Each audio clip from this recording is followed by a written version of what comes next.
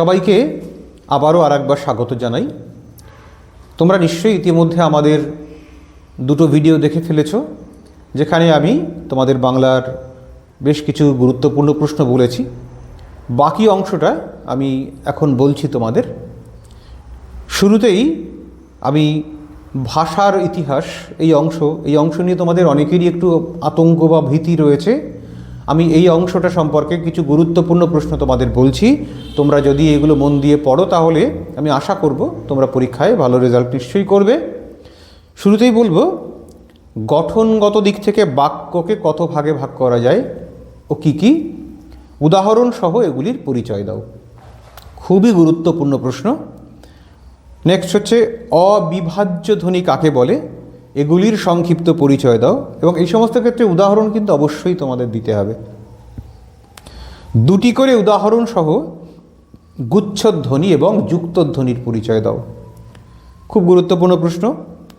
উদাহরণ সহ ধ্বনিমূল এবং সহধ্বনির সম্পর্ক আলোচনা করো। আর একটা হচ্ছে, ফলিত ভাষা বিজ্ঞান কাকে বলে বা ফলিত ভাষা বিজ্ঞানের শাখাগুলি কী কী, যে কোনো একটি শাখা সম্পর্কে আলোচনা করো। খুব গুরুত্বপূর্ণ প্রশ্ন। আর একটা তোমরা দেখে নিও, সেটা হচ্ছে ভাষাবিজ্ঞান আলোচনার ধারাগুলি কী কী, এই ধারাগুলি সম্পর্কে সংক্ষিপ্ত আলোচনা। তোমরা জানো যে তুলনামূলক ভাষাবিজ্ঞান, ঐতিহাসিক ভাষাবিজ্ঞান, বর্ণনামূলক ভাষাবিজ্ঞান, এই তিনটে সম্পর্কে একটা সংক্ষিপ্ত আলোচনা, প্রত্যেকটি সম্পর্কে অল্প কথায়। এটা একটা খুব গুরুত্বপূর্ণ প্রশ্ন।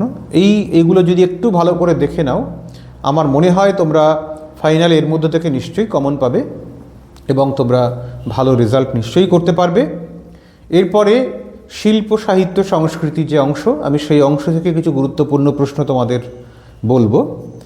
শুরুতেই বলবো বাংলা গানের ধারা। এই অধ্যায় থেকে বাংলা গানে রজনীকান্ত সেনের অবদান আসার মতো। বাংলা গানের সলিল চৌধুরীর অবদান। দেখো, এবছর কিন্তু সলিল চৌধুরীর জন্মশতবর্ষ, তাই এই প্রশ্নটা কিন্তু খুব গুরুত্বপূর্ণ। সলিল চৌধুরী, এটা ভালো করে দেখে নিও তোমরা। চিত্রকলা থেকে এবার কিন্তু প্রশ্ন আসবেই। গতবার চিত্রকলা থেকে একটা প্রশ্ন আসেনি, এবারে পরীক্ষায় কিন্তু অত্যন্ত গুরুত্বপূর্ণ চিত্রকলা। তো কাজেই এইটা যতগুলো প্রশ্ন এখান থেকে হয় সেগুলো তোমরা সব ভালো করে দেখে রেখো। তবু আমি তোমাদের এখান থেকে দু একটা প্রশ্ন বলছি। চিত্রকলায় অবনীন্দ্রনাথ ঠাকুরের অবদান ভেরি ভেরি ইম্পর্টেন্ট। চিত্রকলায় নন্দলাল বসুর অবদান খুব গুরুত্বপূর্ণ। চিত্রকলায় যামিনী রায়ের অবদান, খুবই ভালো প্রশ্ন। আর একটা হচ্ছে চিত্রকলায় রামকিঙ্কর বেইজের অবদান। এই চারটি প্রশ্ন আমি বললাম, এগুলো ভালো করে পড়ে রেখো। আশা করি এর মধ্যে একটা না একটা তোমরা পাবেই। এরপরে বলবো চলচ্চিত্রের কথা। তিনটে প্রশ্ন এখান থেকে বলছি, যে বাংলা চলচ্চিত্রে সত্যজিৎ রায়ের অবদান, আর একটা হচ্ছে বাংলা চলচ্চিত্রে ঋত্বিক ঘটকের অবদান, আর একটা হলো চলচ্চিত্রে মৃণাল সেনের অবদান। এই তিনটে প্রশ্ন তোমরা একটু ভালো করে দেখে রেখো। আশা করি এর মধ্যে থেকে তোমাদের পরীক্ষায় আসবে। এরপরে হচ্ছে বিজ্ঞান চর্চা। বিজ্ঞান চর্চা অধ্যায়টা অত্যন্ত বড় একটা অধ্যায়, অনেকগুলো প্রশ্ন হতে পারে। তবু তার মধ্যে থেকে আমি দু একটা বলছি। যেমন বিজ্ঞান চর্চায় আচার্য প্রফুল্লচন্দ্র রায়ের অবদান, বিজ্ঞান চর্চায় আচার্য জগদীশচন্দ্র বসুর অবদান। খুব গুরুত্বপূর্ণ প্রশ্ন, তো এগুলো তোমরা একটু দেখে রেখো। আর ক্রীড়া সংস্কৃতি থেকে কুস্তিতে গোবর গুহের অবদান, এটা পড়ো। আর একটা হচ্ছে দাবা খেলায় বাঙালির কৃতিত্বের পরিচয় দাও। খুব গুরুত্বপূর্ণ প্রশ্ন আমার মনে হয়েছে। এইগুলো একটু ভালো করে দেখলে আশা করি এর মধ্যে থেকে তোমরা পেয়ে যাবে পরীক্ষায়। এবারে আমি বলবো সবথেকে গুরুত্বপূর্ণ অংশ, অনেকেই আতঙ্কিত যে অংশটা নিয়ে, যেটা অনেকেই ভাবছো যে কি করব, বুঝে উঠতে পারছি না, সেটা হচ্ছে প্রবন্ধ রচনা। এই অংশটা আমি এবার বলছি। দেখো, তোমাদের প্রবন্ধের চারটি ধরন রয়েছে, চারটি অপশান থাকে পরীক্ষায়, কিন্তু মুশকিলটা হচ্ছে চারটি লেখার ধরন চার রকমের, আলাদা আলাদা। তো এর মধ্যে থেকে তোমরা যদি কমন পেতে চাও তাহলে আমার পরামর্শ, তোমরা একটুখানি দুটো বিষয় একটু ভালো করে দেখে রেখো। একটা হচ্ছে মানস মানচিত্র, আর একটা হচ্ছে ওই জীবনীমূলক, যেখানে তথ্য দেওয়া থাকে। এই দুটো রচনার বিষয় যদি তোমরা একটু ভালো করে দেখে রাখো, আমার মনে হয় এখান থেকে কমন পাওয়াটা তুলনামূলকভাবে সহজ। আমি শুরুতেই মানস মানচিত্র থেকে দু একটা বলছি।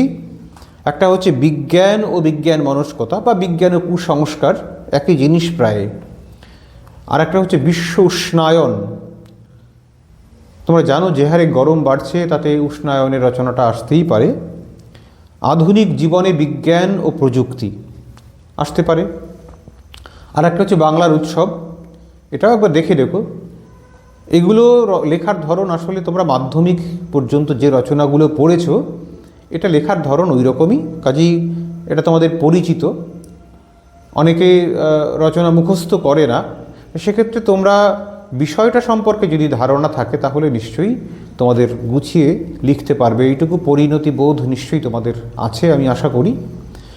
এরপরে আমি বলবো জীবনীমূলক যে রচনা, সেখান থেকে কয়েকটা বলবো, এবং এটা অত্যন্ত গুরুত্বপূর্ণ। তোমরা একটু যদি মন দিয়ে পড়ো এগুলো, আশা করি এর মধ্যে পেয়ে যাবে।